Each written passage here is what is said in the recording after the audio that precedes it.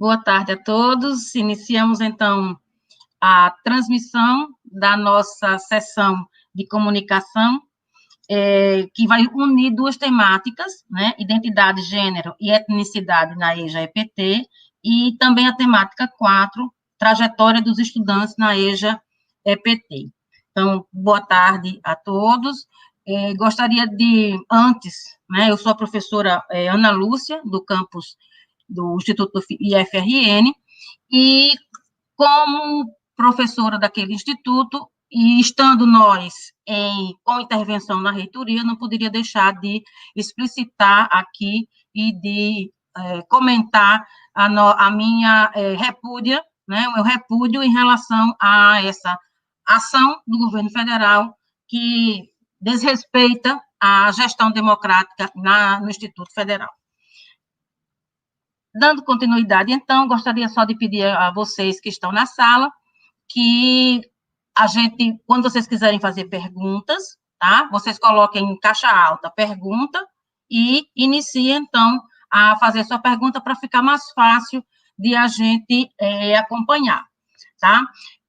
Além disso, quero agradecer a Suelen, que está aqui conosco fazendo a nossa tradução, vai começar com a gente, e temos, então, 3 mesas, 3 palestrantes, né, para essa mesa, e que vão ter, cada um deles vai ter 10 minutos para falar, né, apresentar o seu trabalho, sua pesquisa, e nós, então, depois teremos 30 minutos para lançar para eles as perguntas que vocês fizerem, tá?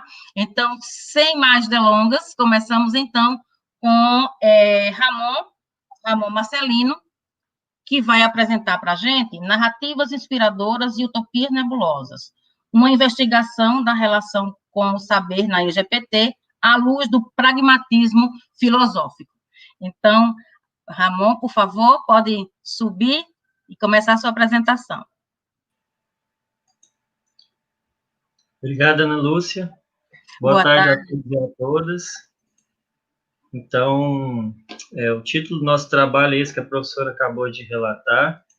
Inicialmente, eu expresso o meu endosso a esse repúdio que a professora Ana Lúcia trouxe e expresso a minha solidariedade a todos os colegas do IFRN e de outras instituições que também estão sob intervenção. Esse trabalho, ele é um trabalho de doutorado que está em andamento, e eu vou procurar compartilhar com vocês aqui um pouco do que eu tenho feito e pensado nos últimos anos. A ideia de investigar a relação com o saber é uma ideia de tentar compreender melhor os processos de constituição do sentido da atividade de estudo na escola, por meio de uma escuta dos alunos e também de um trabalho em torno de conhecimentos específicos. Esse trabalho também tem a colaboração de 2 estudantes de graduação e da minha orientadora, a professora Agostinho. Os estudantes são a Brenda e o Gabriel. Todas essas instituições aí estão envolvidas, né? O IFG, a UFG, a Universidade de Málaga, onde eu fiz um ano de doutorado de sanduíche, e os nossos grupos de pesquisa, o NUPEC e o grupo de estudo da teoria histórico-cultural. Inicialmente, queria dizer que, por essa via pragmática, né, a imaginação é uma faculdade muito importante. Ela, inclusive, precede a razão. A ideia de que a razão joga os jogos que a imaginação cria. Então, se a imaginação não criar, a razão não tem como trabalhar. O percurso dessa apresentação está aí resumido nessa tela. Eu vou, uma questão metodológica, vão haver várias coisas que eu vou me referir, não vou desenvolver, por uma questão de tempo, né? Mas é isso, considerações iniciais, problemáticas, bases teóricas, alguns aspectos da produção dos dados e alguns comentários finais. Os objetivos da pesquisa têm como forma geral compreender o processo de constituição da atividade de estudo. De uma forma mais específica, são o processo de atividade de estudo, de conhecimentos de ciências e matemática de estudantes do técnico integrado em enfermagem na modalidade EJA, onde eu atuo como professor. O objeto da pesquisa são os processos de produção do sentido e da eficácia da atividade de estudo. Importante notar que Eu fiz questão de colocar o objeto por conta da investigação, mas o objetivo sempre traz um objeto. O objetivo é sempre o objeto mais do que você vai fazer com ele. Por que investigar a relação com o saber, né? Primeiro, explicitar brevemente uma formulação desse conceito de relação com o saber, né? Na teoria do Bernard Charlot, relação com o saber tem um sentido muito amplo.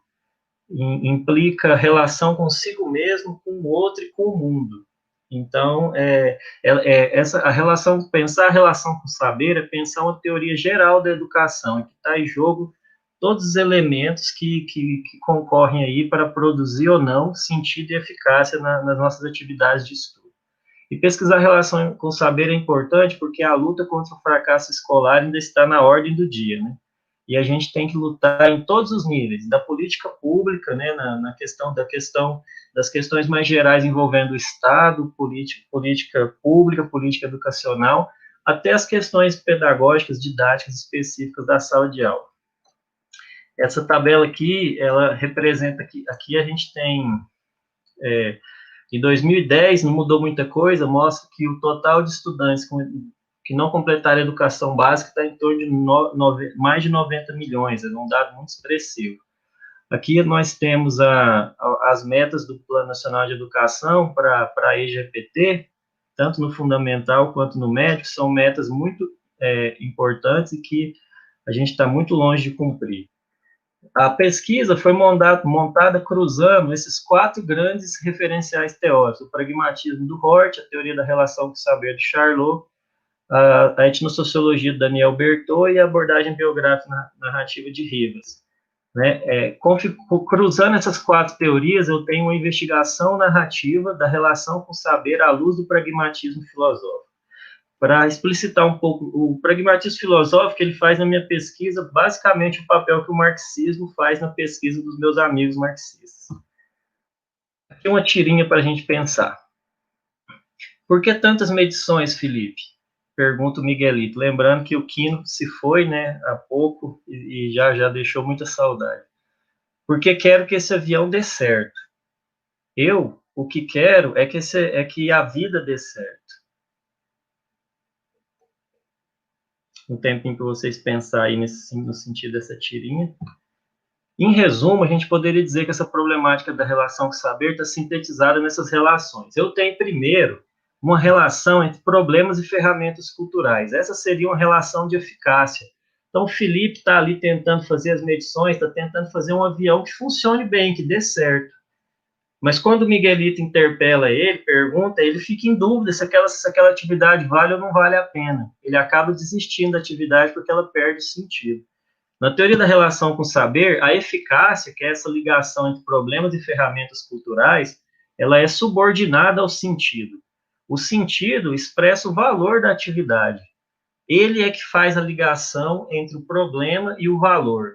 Então, ali, na tirinha, a gente vê que, uma vez que a atividade perde sentido, o Felipe deixa de se dedicar à atividade.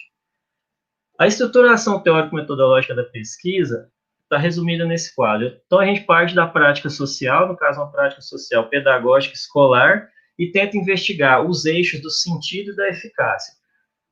Na teoria da relação com o saber, investigar sentido é pensar a identidade do sujeito. E investigar eficácia é pensar o que esse sujeito tem que fazer para que ele seja bem sucedido na atividade que ele escolheu fazer. As categorias não são fixadas pela pesquisa, elas são emergentes. Já o sentido e a eficácia são eixos de investigação que vêm do estudo teórico. Para cada um desses eixos, então, para o sentido, tem um instrumento metodológico, para a eficácia tem outro em termos de produção dos dados, né? Então, para apreender o sentido, realizamos entrevistas narrativas temáticas, e para tentar compreender a eficácia, a gente fez entrevistas para compreender processos de conhecimento. A gente tem um sistema de problemas que está vinculado à disciplina, e os alunos vão tentando resolver esse problema a partir de uma interação com o professor, com uma orientação vigotskiana, tentando ver o que eles conseguem fazer sozinho, mas também o que eles conseguem fazer em colaboração, explorando as EDP. O referente empírico são 7 estudantes do curso técnico de enfermagem na modalidade EJA do Goiânia Oeste, que fizeram as disciplinas de Química 1 e Química 2, que eu fui o professor. Aqui uma pequena amostra de um dos estudantes durante a sua entrevista narrativa temática.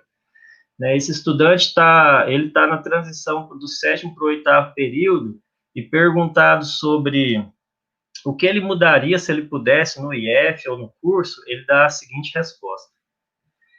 Eu reduziria. Por ser um colégio de EJA, não tem como reduzir muitas matérias, né? Bem dizer, porque na área de enfermagem você tem que fazer você tem que fazer conta e saber escrever. Então, assim, eu tiraria algumas matérias e deixaria a questão de química, física, matemática e português, que é o do EJA. E o restante da área de enfermagem. Por quê? Eu sei que nós temos que terminar o ensino médio, mas a nossa prioridade, pelo menos como eu vejo, é que a minha prioridade é o técnico de enfermagem. Eu tenho que sair daqui um aluno que formou bem numa instituição renomeada que tem nome. Então, tem que ser um técnico bem sabendo fazer cálculos de medicamentos, ou de grandezas, ou de dosagem, e saber escrever e falar. Então, essas 4 matérias seriam as mais fundamentais do EJA. Isso que o E01 fala é muito interessante, porque é uma concepção que a gente já espera do aluno que está ingressando, né? Mas como concepção de um aluno que está saindo, preocupa de certo modo, né? Embora expresse que a relação, que a identidade profissional, ela tem uma marca identitária forte, né? Que vai, inclusive, jogar, digamos assim, vai funcionar como critério de valor para ele avaliar o que conta como conhecimento relevante. E, enfim, para ficar dentro do tempo, acho que era isso. Então, as coisas que foram só referidas e que vocês sentirem necessidade de desenvolver, a gente procura contemplar no momento da discussão. Obrigado.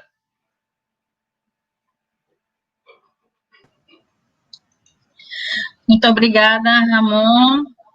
Vamos, então, passar a palavra agora para Gabriel Amorim, que vai trazer para a gente o trabalho Regra de 3 em Cálculos de Medicamentos, Relações Epistêmicas de Alunos em Técnico Integrado em Enfermagem na EJA-EPT.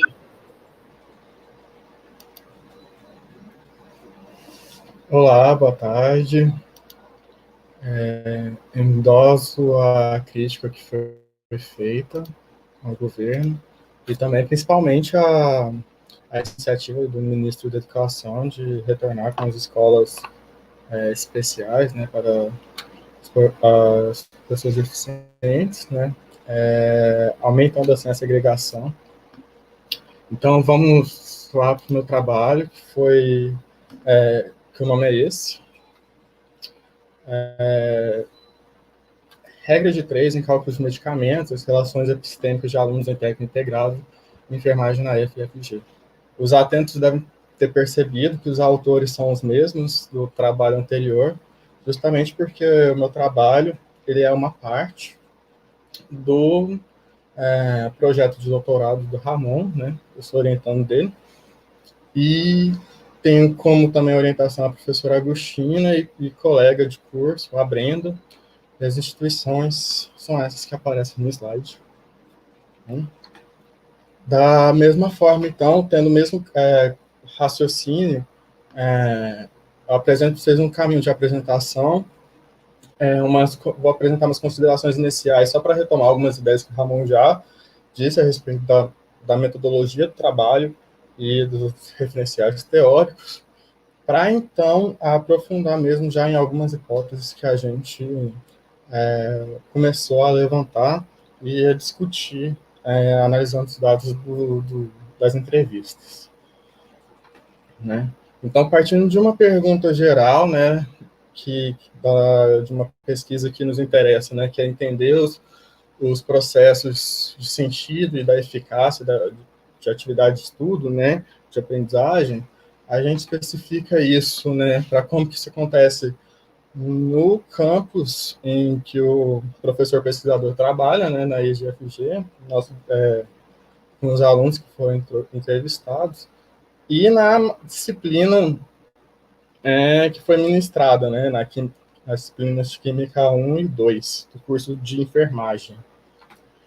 Nosso referencial teórico principal, né?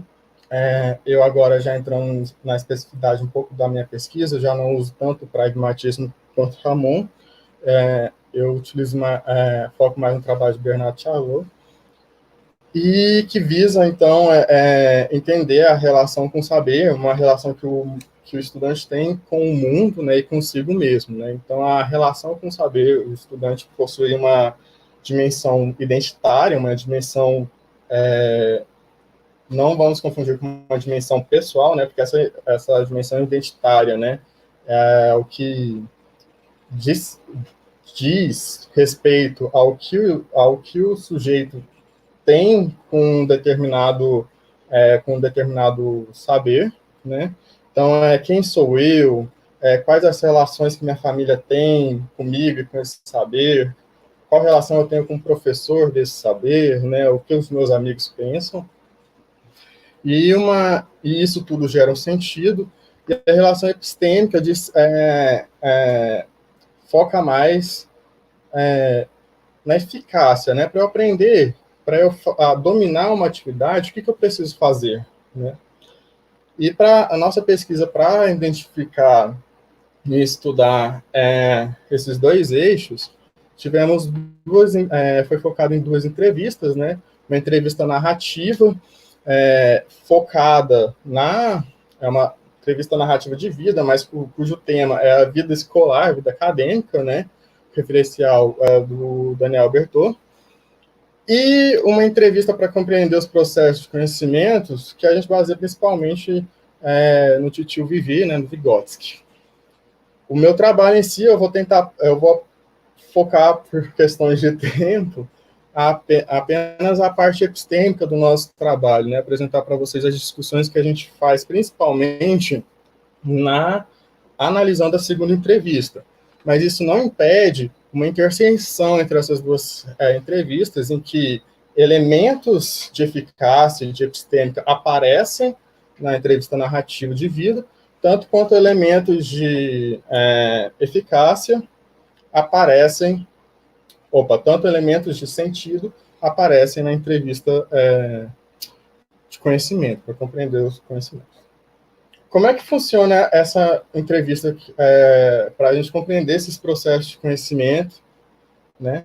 É basicamente uma solução de problemas na qual o professor ele propõe problemas para o estudante, e aí cada problema tem uma divisão qualitativa de momento em que o estudante tenta resolver sozinho e a contribuição do professor, para que a gente consiga, então, analisar os conhecimentos prévios desse estudante e as contribuições do professor pesquisador, né, tendo em vista a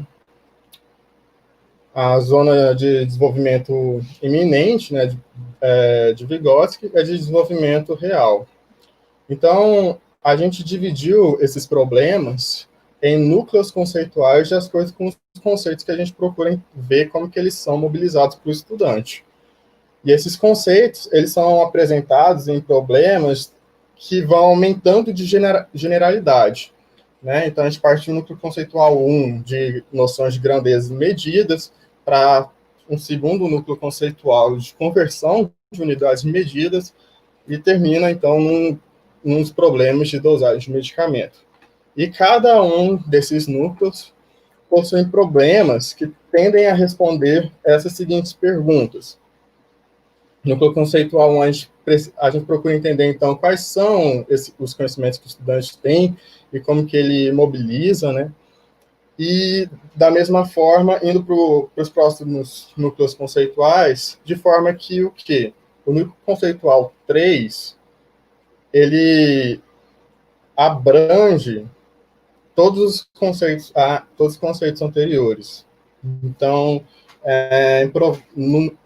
quando chegando no último núcleo conceitual 3, continuamos fazendo análise, investigando perguntas, né, problemas de noções de grandezas e medidas, né? Então, a coleta de dados ela é feita por uma entrevista, né? E a gente falou. Essa entrevista ela é filmada, ela é filmada na mão, onde o estudante escreve, e acaba produzindo também uma folha-resposta. E a gente transcreve essa entrevista, e a análise dessa transcrição com essa folha-resposta, a gente vai montando um fluxograma, né, do processo que o estudante respondeu cada pergunta, né. No momento assim mais avançado da pesquisa, a gente já vai identificando alguns padrões que vão ficando bem abrangentes, como no caso que está aqui, mas no processo mais inicial, no momento mais inicial da entrevista, nós vamos identificando realmente cada passo a passo que o estudante que o estudante utiliza para resolver cada problema. Então, para algumas hipóteses que a gente alguns dados que a gente já conseguiu cruzar, né, eu vou falar apenas de um estudante que a gente terminou a análise, mas as nossas discussões das análises dos outros estudantes já começou a perceber que há algum processo comum com todos os 7 estudantes entrevistados, né, é que o estudante, em primeiro lugar, ele não reconhece os potenciais usos da regra de 3 no cotidiano, né? Isso acontece logo no primeiro problema do núcleo conceitual 2, né, em que a gente analisa a utilização da regra de 3 para conversão de medidas, né? Então, é proposto para o aluno resolver um problema de converter essa medida, 0,025 kg para gramas, e quando o professor pergunta para o estudante como que qual o processo que ele vai utilizar, o estudante ele não hesita em falar a regra de 3, que eles usavam regra de 3 durante as aulas, mas que agora faz tempo, e por isso ele fica com receio de cometer algum erro, né, de passar alguma vergonha diante do professor.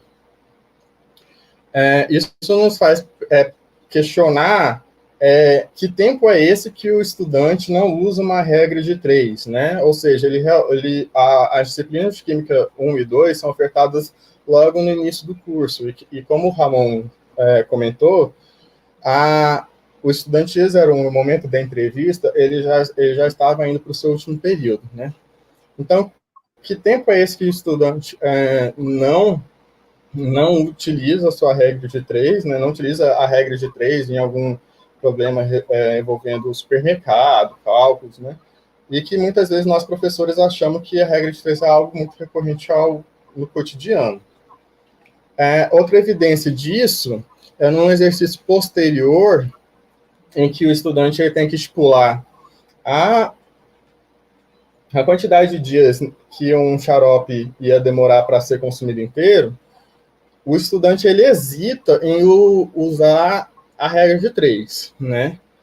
Ele faz cálculos mentais, e se refere a esses cálculos mentais como não precisando nem de conta, ou que esse cálculo mental era raciocínio, né? Gabriel? Opa! Pode ir se encaminhando para as conclusões, depois a gente pode retomar tá bom? Tá bom, perdão, é que não aparece um relógio aqui, eu perdi o tempo, tá bom? Tá, então, sem problema. Então, só concluindo essa nossa hipótese inicial, é que o estudante, ele, em momentos cotidianos, ele usa outros elementos que não da regra de 3, alguns elementos como o que a gente chama de adição, né? Ele vai contando, num dia eu uso 2, no outro dia eu uso mais 2, até evitando, assim, o uso a necessidade de escrever.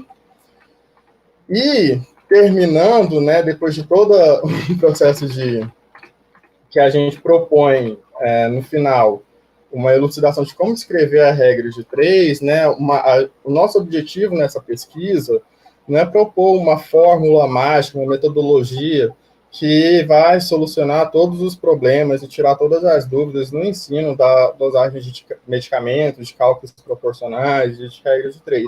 Não, não é isso.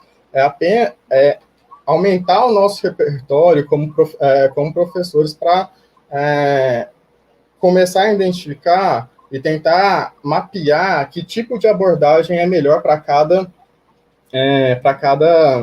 dificuldade apresentada pelo estudante. Então, com uma perspectiva da nossa pesquisa, terminar, né, nossa pesquisa, a análise, cruzar os dados, elaborar algum tipo de material, né, eu escrevo material didático, mas não é necessariamente material para o aluno, mas também para o professor, no sentido que abrange um leque de todo um repertório de abordagem para os professores atuarem nesse tipo de ensino. E, numa perspectiva bem longínqua, né, montar um laboratório de pesquisa da relação com o saber, em que a gente possa ampliar nossa pesquisa, não só para o conteúdo de dosagem de medicamentos, mas também para outros conteúdos de ciências e matemáticas. Muito obrigado, desculpa aí pelo tempo, eu acabei extrapolando, e é isso. Qualquer coisa a gente termina nos próximos 30 minutos. Tá bom, Gabriel, muito obrigada. E a gente ainda vai ter um tempinho para você complementar alguma coisa depois no período das perguntas, tá bom? Então, agora vamos chamar Patrícia Helmer, que vai nos apresentar o trabalho Espaços de Escuta dos Educandos no PROEJA do Espírito Santo. Patrícia, por favor.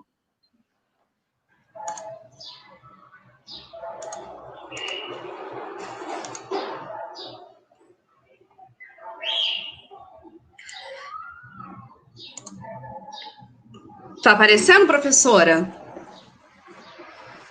Oi, está aparecendo a apresentação? Não, está aparecendo, mas está com várias janelas uma dentro da outra. Mude aí a forma de apresentação. Tá, joia.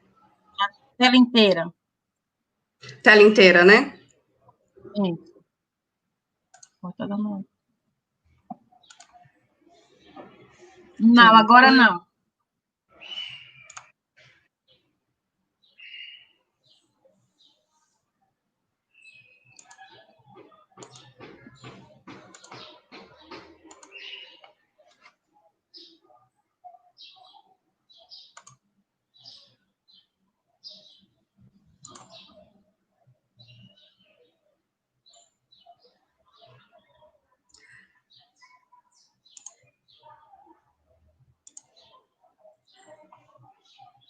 A gente testa, e na hora da apresentação... Pois deixa eu sair. É só vir aqui, já tínhamos feito o teste, né? Tela inteira, seleciona, compartilha.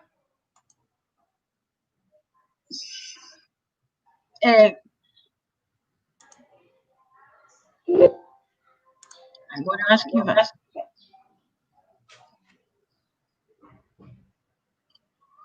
Apareceu? Apareceu novamente a sua janela. Aí, pronto. Não, apareceu sua tela do computador.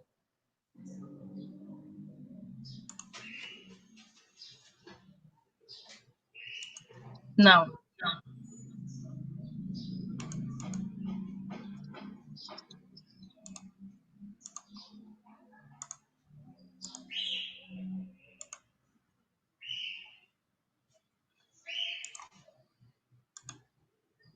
Apareceu agora? Professora? Agora. Pronto. Apareceu? Agora deu certo. Tá. Muito bem. Apareceu, Patrícia. Pode apresentar. Desculpa. Tranquilo. Já tem costume de fazer, treina e mesmo assim acaba dando errado, né? Bom, boa tarde, né? Obrigada, professora. Boa tarde a todos e todas. Meu nome é Patrícia Helmer Falcão. Juntamente com a minha orientadora de mestrado, professora Maria José de Rezende Ferreira, nós fizemos um recorte, fizemos uma análise documental e bibliográfica, né, de experiências, de práticas pedagógicas realizadas no IFES, no Instituto Federal de Vitória, do Espírito Santo, Campus Vitória, objetivando analisar, verificar os espaços de escuta dos estudantes do PROEJA no IFES Campus Vitória. Então, para começar, o objetivo geral é analisar o protagonismo dos estudantes do PROEJA em ações pedagógicas que envolvem o seu processo formativo no IFES Campus Vitória. Nós vamos fazer análise, bem rápido, claro, né, de 3 processos participativos, colaborativos, coletivos, importantes para o sentimento de pertencimento desses estudantes, para a participação desses estudantes, a valorização da experiência desses estudantes. Então, nós temos a participação em eventos, e aqui nós vamos falar do segundo encontro de estudantes do PROEJA, que foi realizado em 2009, um encontro que foi pensado para discutir os projetos pedagógicos dos cursos do PROEJA juntamente com os estudantes do PROEJA.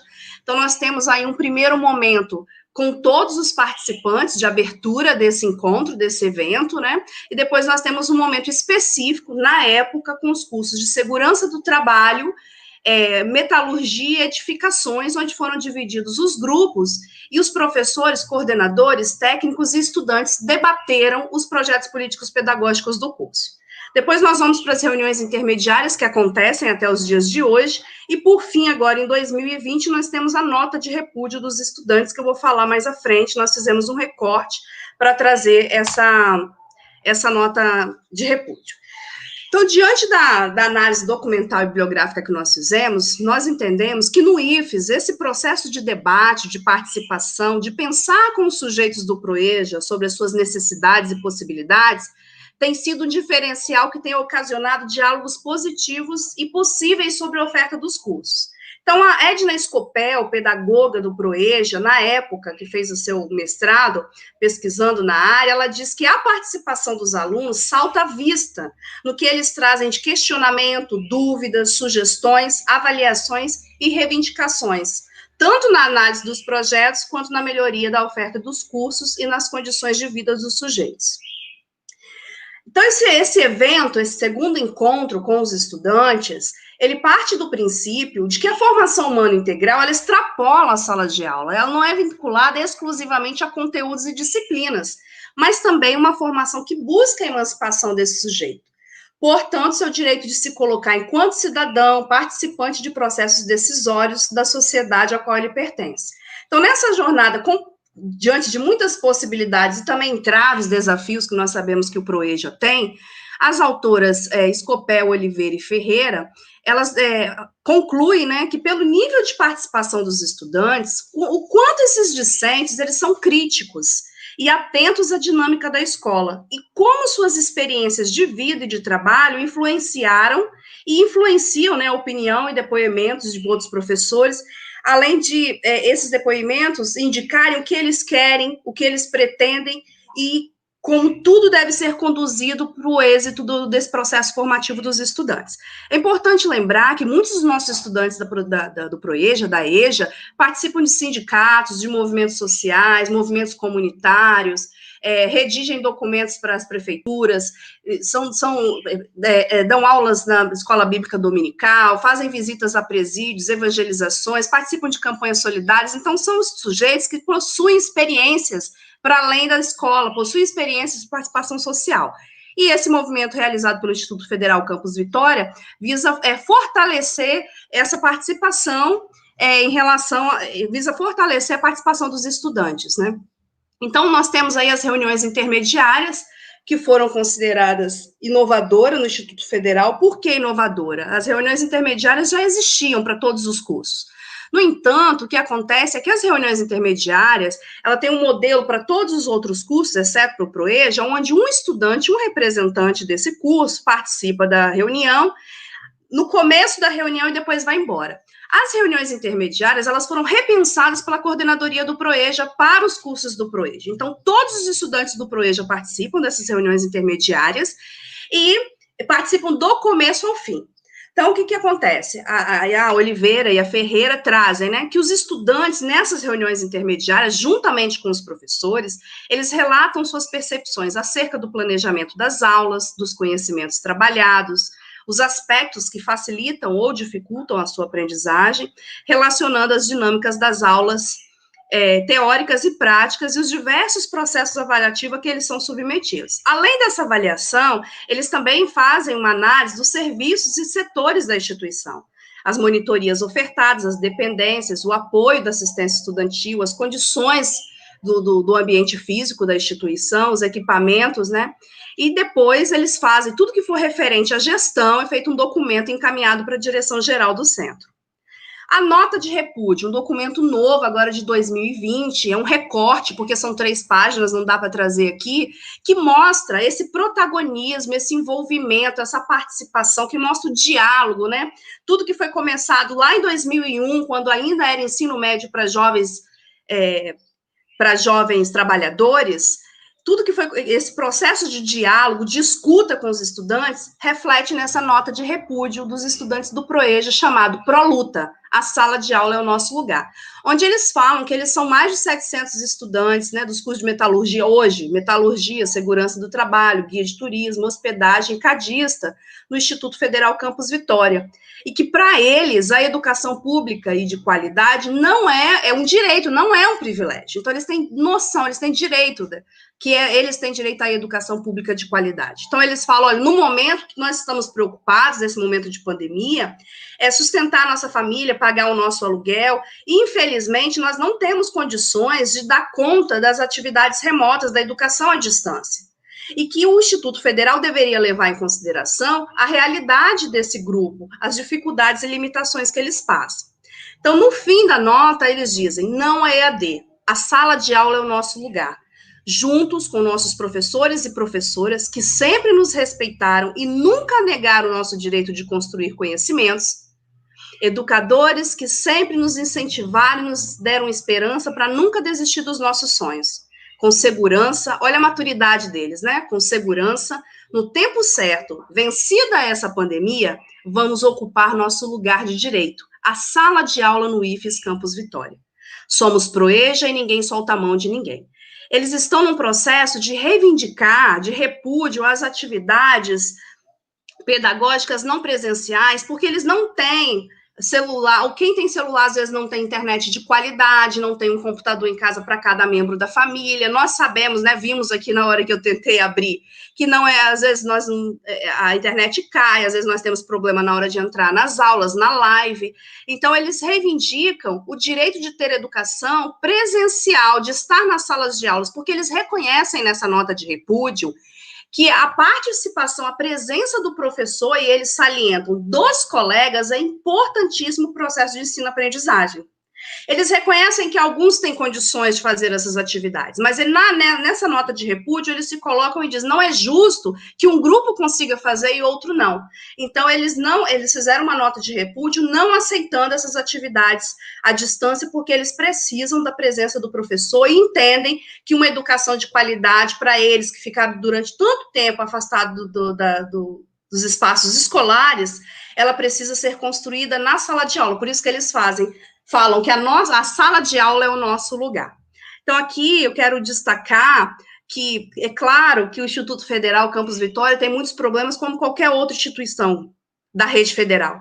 No entanto, nós precisamos também destacar aquelas atividades, as realizações exitosas, né, as realizações, a participação dos sujeitos, dos professores, as atividades que são desenvolvidas, que trazem aí a possibilidade de uma formação humana integral. Não é focar só naquilo que está ausente na rede federal, no município ou no estado. É também passar a divulgar para a comunidade, para os pais, para os estudantes, professores, tudo de positivo que tem sido construído e desenvolvido dentro das instituições. Quero agradecer, nós nos baseamos em Paulo Freire e nas dissertações e teses que narram essas experiências dentro do Instituto Federal Campus Vitória.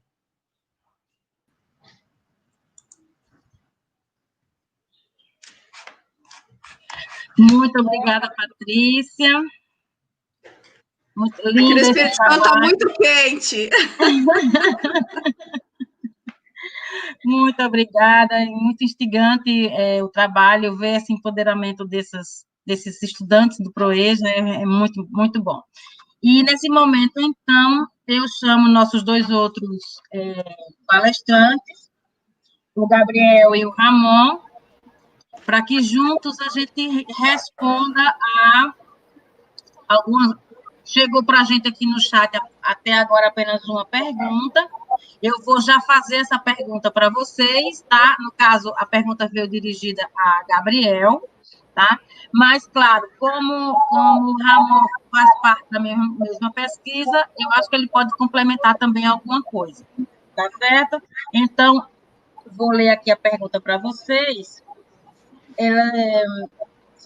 Rafael Santana pergunta o seguinte, ele diz que é professor de física no IFRJ, e ele diz assim, no cotidiano da sala de aula, os estudantes têm muita dificuldade e resistência na utilização de cálculos matemáticos. Apesar de não funcionar em todos os tipos de questões, você acredita que a regra de 3 pode ser uma boa porta de entrada para problemas que exijam raciocínio lógico matemático? Então, o Gabriel pode começar a responder e Ramon complementar se quiser. Tá, Rafael, tá, que nem eu elucidei no final do nosso trabalho, né, tipo, o nosso objetivo não é, lógico, mostrar que um método, né, é melhor do que o outro, né? A regra de 3 em si, possui uma série de críticas, tem um dos nossos referenciais, né, Pantoja, faz todo um recorte histórico, mostrando como que a regra de 3 era abordada em vários momentos da história, e como em vários desses momentos ela é um processo muito ritualístico, né? O que nós defendemos é que assim, a regra de 3 ela é uma ferramenta, é um instrumento que ela é muito comum tanto na química, na física e na matemática, assim, que diferente, como que eu posso falar? A gente está, o nosso objetivo é analisar os pontos fracos e fortes dela. Não deu tempo de eu apontar na minha apresentação, mas uma outra coisa que a gente, hipótese que a gente já está levantando, e a gente está vendo que está cruzando com os nossos estudantes, é que o problema da regra de 3 não é assim um processo algébrico, não é um rigor matemático em si, né? A multiplicação cruzada e o tratamento algébrico, isolar o x, os estudantes dominam muito bem essa parte. A dificuldade deles está em quê? Em armar a regra de 3, em transformar, né, interpretar aquele problema do texto, transformar ele em relações, perceber quais relações são importantes para armar a regra de 3 ou não, né, e assim conseguir resolver o seu problema.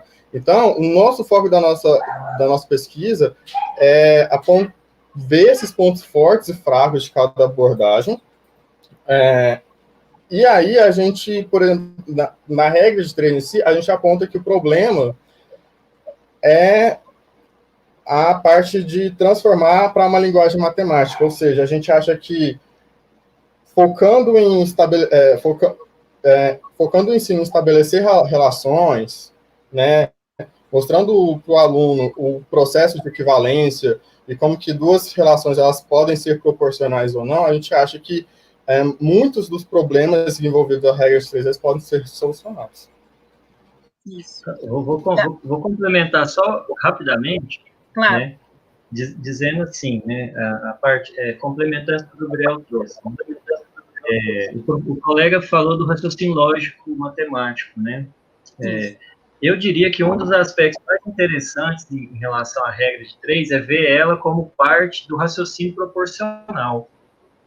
Essa questão, essa vinculação com o raciocínio proporcional é algo que eu, como professor de química, fazia, mas sem o aporte da didática da matemática. Quando a gente recorre às contribuições da didática da matemática, a gente consegue perceber uma série de novos aspectos, assim, dentro de um olhar profissional de evidências de compreensão, né? eu diria que a regra de 3, o valor dela, como de qualquer outro conhecimento, ele é relacional. Então, dependendo do sentido que o estudante construir para as situações em que a regra de 3 está implicada, os problemas que a regra de 3 permite resolver, ela vai ser ou não vai ser importante para eles. Por isso, o Gabriel destacava a nossa surpresa em ver que eles não usam a regra de 3 no cotidiano, onde você tem assim, um potencial enorme de uso. Mas eles aprenderam, se dedicaram bastante a estudar a regra de 3, no caso desses estudantes, porque, olha só, o sentido antecede a eficácia. O aluno que eu citei, ele tem uma fala que é assim, para ser um bom técnico de enfermagem, tem que ter um bom domínio. Quer dizer, não tem como ser um bom técnico de enfermagem se eu não domino o cálculo de medicamentos. E dominar o cálculo de medicamentos passa pela regra de 3, pelos problemas de dosagem. No caso, passa pela regra de 3, pelo modo como eu e o colega de matemática abordávamos esses problemas, porque a regra de 3, como o Gabriel também disse, é um método opcional. Você pode usar fator de conversão, você pode usar tabelas de séries proporcionais e ir direto para equações e resolver equações, né? É opcional, mas a gente confia que ela é um método interessante, potente. Então, o sentido antecede a eficácia. O sentido é construído na relação identitária. Como para esses alunos é muito importante ser um bom técnico de enfermagem, ser um bom técnico de enfermagem não é possível ser o domínio dos cálculos de dosagem, a regra de 3 vai ganhar valor nesse contexto. Então, se você consegue colocar em outros contextos relevantes, construção civil, problemas de comércio, né, de juros, problemas trabalhistas, a regra de 3 tem muito potencial de valor. Agora, a relação é aquela que eu fiz no esquema, né? A relação entre o problema e o conceito que ajuda a resolver o problema é muito importante. E ela é a relação epistêmica. Mas o aluno só vai ter necessidade do conceito se ele der valor ao problema que o conceito ajuda a resolver. O valor que ele atribui ou não atribui ao problema vem da dimensão identitária. Isso. Muito excelente a sua complementação, Ramon. E a gente tem também uma pergunta aqui para a Patrícia. Eu vou ler para você, tá, Patrícia? Também é do Rafael Santana, que está aqui bastante atento à nossa sessão.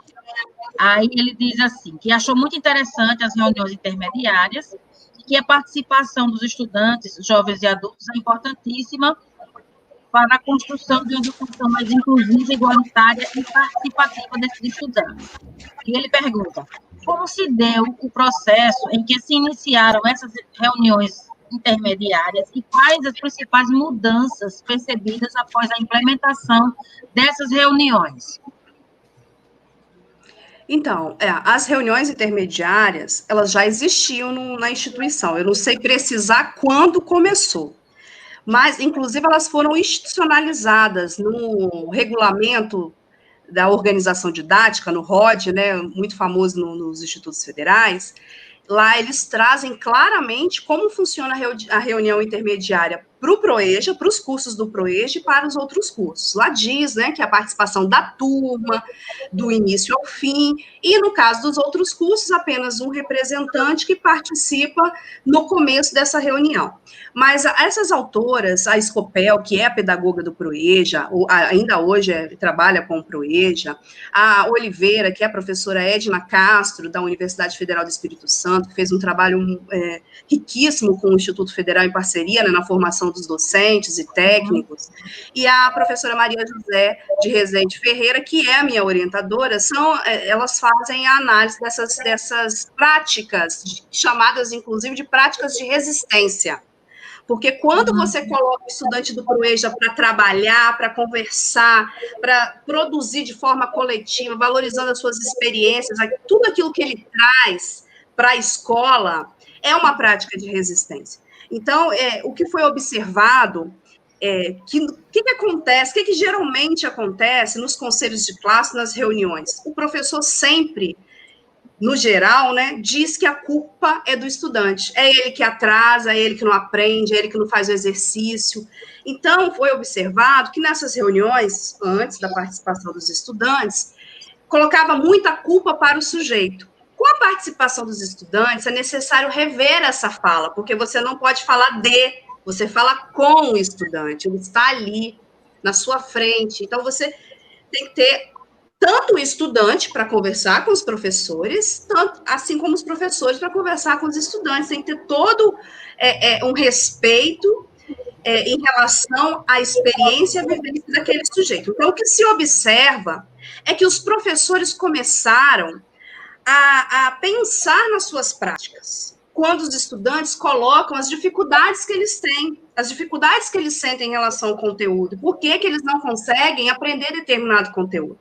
Então, isso foi gerando um movimento, né, nessas reuniões iniciais, reuniões intermediárias, na formação de professores, que alguns professores, é claro que não são todos, nós sabemos que nem todos militam pela educação de jovens e adultos, nem todos entendem a importância da educação de jovens e adultos, nem todos entendem o PROEJA dentro do PROEJA. Então, é um processo de construção, de sensibilização, onde os professores começam, inclusive, a pensar na hora de falar e rever o seu diálogo com os estudantes ali. Eles não se colocam de forma tão agressiva, tão grosseira em relação às dificuldades desse estudante. E começam a repensar a sua prática pedagógica, começam a repensar como trabalhar de forma integrada, porque isso ninguém nos ensinou, não nos foi dado. É um processo de construção, de debate, que envolve, inclusive, a comunidade, envolve vários, não só o professor e estudante, envolve também os coordenadores de curso, o coordenador do PROEJA, os gestores da instituição, pedagogos, técnicos. Então, é isso que se visualiza nesses movimentos dentro do Campus Vitória. Mas é o que eu falei. Nós temos desafios, mas nós também temos possibilidades. Eu acho que é interessante fortalecer essas possibilidades e divulgar essas possibilidades, porque nós trabalhamos muito com aquilo que está ausente na educação. Esquecemos de falar dessas atividades que o professor Ramon e o professor Gabriel e os outros pesquisadores, professores da área, narraram ontem, narraram hoje, vão narrar amanhã, que são atividades realizadas por pessoas que acreditam na educação de jovens e adultos, que acreditam no PROEJA e têm feito um diferencial na sala de aula e fora da sala de aula. Eu não sei se eu respondi, se eu não respondi, você coloca aí novamente. Já a gente vai se responder. Ramon, quando você apresentou, no final você disse, olha, tem alguma coisa que, de repente, eu posso complementar. Então, eu acho que você ficou com vontade de complementar alguma coisa. Diga aí para a gente desse seu trabalho, que é com essa questão da filosofia, do pragmatismo filosófico, dessa relação do saber. Então, é um trabalho assim que exigiu um cuidado epistemológico muito grande, né? Porque eu cruzei aí várias tradições, mas eu fiz um entrelaçamento assim rigoroso, assim, com a atenção, né? Tem até um quadro que eu tirei da apresentação por tempo, onde eu vou mostrando o que parece e não parece em cada teórico. Mas uma coisa interessante, eu não destaquei muitas questões de sentido, mas, por exemplo, a gente fala em eficácia, e eficácia é uma palavra problemática na educação, utilidade também, né? Então, nós não tivemos tempo de desenvolver, mas a gente dá um conteúdo crítico a todas essas palavras, né? No caso, eu fiz questão de enfatizar que a eficácia pensada na teoria da relação é subordinada ao sentido, né? Então, assim, as questões de eficácia só se colocam se a questão do sentido tiver já sido respondida. E é claro que a questão do sentido ela é dinâmica, né? O estudante pode ganhar ou perder sentido no processo, né? Nós percebemos, por exemplo, que os nossos estudantes, eles aprenderam muito de cálculo de medicamentos, muito de dosagem, grandezas e medidas, conversão de unidade, e aí tem alguns erros sistemáticos, tem algumas falhas ocasionais, que tem a ver também com limitações do tipo de intervenção pedagógica que eu fazia, por exemplo. Então, eu pude perceber problemas de ensino também, e assim, tem muita coisa para destacar, mas uma coisa interessante é que o sentido mais político do trabalho talvez não apareceu, mas quando eu trouxe aquele trecho do E01, né, ele faz o elogio das disciplinas técnicas. E a disciplina de Química foi construída, contextualizada por mim, para usar desse suporte como ponto de apoio a essa identidade profissional. Porém, isso é um ponto de partida, porque como ponto de chegada, a gente quer que os estudantes da EJA transcendam, digamos assim, os motivos que estão estritamente vinculados à formação profissional, que sejam motivos de humanização, motivos de participação cidadã, motivos de liberdade, para retomar o que o Arroio falou no primeiro dia, né? Então, nesse sentido, eu imagino assim, a disciplina e o trabalho têm o seu valor, mas ele mostra também essa limitação, porque a gente precisa encontrar motivos para que esse estudante não faça aquele recorte de dizer, olha, português, matemática, química, porque tem medicação, e mais as disciplinas técnicas, né? Eu acho que pensando a rede, assim, é o trabalho inverso com o aluno técnico integrado integral, onde a gente tem que suar a camisa para valorizar as disciplinas técnicas, né? Porque a maioria deles estão pensando no acesso ao ensino superior, né? Então, eu penso que a gente tem aí desafios identitários interessantes, no sentido de aprender a perceber o que está pesando, o que no nosso, digamos assim, nas nossas práticas pedagógicas estão potencializando uma coisa e enfraquecendo outras, né? Então, essa questão da identidade profissional é muito interessante, porque é claro que é importante valorizar e defender a identidade profissional, mas tem que transcender ela também, senão conteúdos de humanização essenciais para o sujeito vão ficar de fora dos critérios de valor que ele atribui, né? Então, ali naquela fala de E01, filosofia, literatura, história estão fora. Então, a gente precisa aprender também a encontrar motivos para produzir sentido para essas disciplinas. Patrícia perguntou aqui se tinha respondido bem, né? Rafael, que fez as perguntas, disse que vocês responderam maravilhosamente bem, que precisa de gente como vocês, junto da EJA também, né? Gente como, com essa garra, com essa vontade de acolher e de estudar, no caso, esses processos cognitivos, né, de epistêmicos, né, como vocês estão colocando, para que a gente possa saber como ensinar. Né? É importante saber como se aprende para que a gente possa saber como ensinar. Né? Então, na hora que, trabalhando com vigor, como vocês estão colocando, né, o aluno vai verbalizando os processos que ele vai fazendo, a gente vai tendo um caminho, né, de como ele está construindo esse conceito, né, esse raciocínio lógico, que, no caso, vocês utilizaram a regra de 3 como essa possibilidade.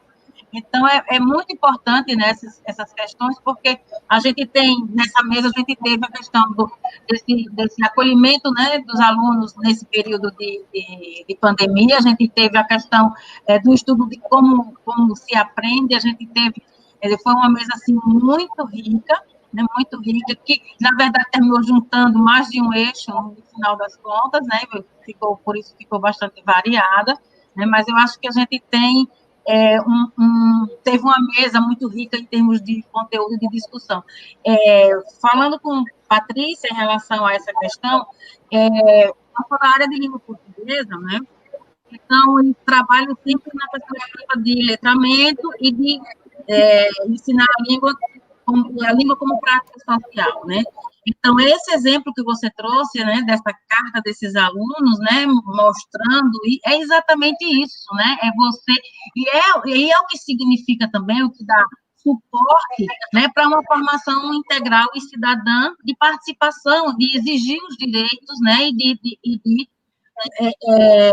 porque eles utilizaram a língua portuguesa para dizer, olha, não é isso que a gente quer, não é isso, a gente não pode ter isso, né? Isso mostra, além de tudo, né, que dentro do Instituto eles conseguiram desenvolver uma autoestima, ou um empoderamento, como se queira dizer, que faz com que eles digam e se expressem, né, e muito bem dizer, se coloquem como pessoas, como políticos, né, como pessoa, como cidadão, né, no que eles querem para a vida deles, né? Não é isso que a gente quer, a escola precisa nos dar muito mais do que isso. Isso é um ponto sumamente importante, né? E eu fico, quando eu vejo essas expressões, assim, desses nossos alunos, eu fico, assim, emocionada, realmente, né? Quando a gente, dentro da rede, consegue fazer isso. Mas, ao mesmo tempo, eu fico entristecida, né, por saber que o governo federal não tem dado esse apoio para que a gente possa continuar fazendo isso, né? Quando a gente fala, por exemplo, nos contingenciamentos, né, no congelamento e contingenciamentos orçamentários, eles muitas vezes impedem que a gente continue com trabalhos que a gente sabe que estão dando resultados, né? Então, é uma pena. Eu fico feliz por saber que a gente consegue fazer e fico triste com medo de que a gente não possa continuar com essas ações, né? Financiamento da EJA é outra coisa que a gente tem visto no cenário nacional desde bastante tempo, né? Bom, gente, vamos então nos encaminhando para o final. Vocês gostariam de dizer alguma coisa ainda, só para a gente finalizar? E a ideia é que apareçam todos para a gente tirar uma foto e registrar esse momento para todo mundo. Professora Ana Lúcia, a senhora me permite rapidinho respondendo a pergunta, porque eu falei muito de como foi a mudança do posicionamento do professor, mas existe também a mudança do posicionamento do estudante, de saber que ele está, inclusive existe vários relatos do orgulho de estudar no Instituto Federal, de como é uma educação de qualidade, como os professores são bem preparados, como os professores, claro que existem professores que eles narram também que existe uma certa rejeição por parte de algumas pessoas em relação aos estudantes do ProEja, mas, no geral, o que nós vivenciamos aqui é o reconhecimento de como esses professores se dedicam, como eles estão com eles, assim, pensando, e depois dessas reuniões, eles vão narrando como o professor mudou a metodologia, como o professor passou a dialogar mais com eles, a perguntar, a partir das experiências. Então, é um processo que transforma todos que estão ali, né? Tem possibilidade de transformar todos. Estudante, professor, coordenador do ProEja, porque os estudantes se sentem empoderados, se sentem pertencentes ao Instituto Federal. Aqueles estudantes que lá no começo entraram com vergonha, e alguns narram que acharam que não iam passar do segundo dia, eles narram como eles foram bem recebidos, que o Instituto Federal tem bolsa, tem extensão, pesquisa, ensino, tem PIBID para o ensino médio integrado também, né? Tem orquestra. Então, assim, tem vários laboratórios, tem tantas possibilidades, e eles se sentem encantados, porque eles vêm de outras, eles acabam saindo de outras realidades. Então, essa reunião intermediária, que graças a Deus ela ainda acontece, porque algumas coisas no ProEja começam e às vezes não dão continuidade, né? Ela tem fortalecido muito e tem feito com que tanto os estudantes quanto os professores se olhem de outra forma. Isso. Obrigada, Patrícia, obrigada, Ramon, obrigada, Gabriel, e eu quero chamar os nossos 2 operadores, então, eu vou sair, tá bom? Bota um operador. O Xará, né?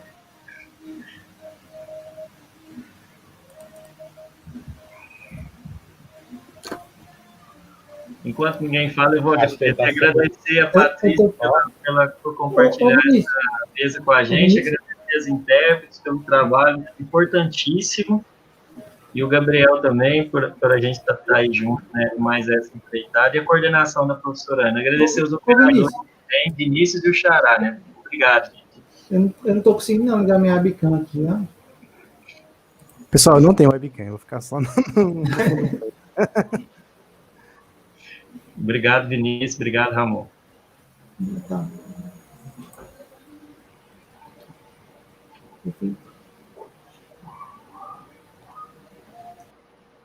Agradecer o Rafael também pelas perguntas importantes. É muito bom escutar perguntas. Bom, gente, claro. Pensar coisas novas.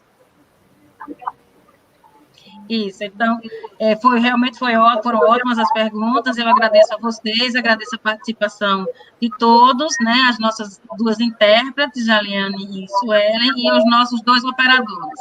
Então, a gente se encontra em outros momentos defendendo a nossa EJA EPT, tá bom? Tchau, queridos. Tchau.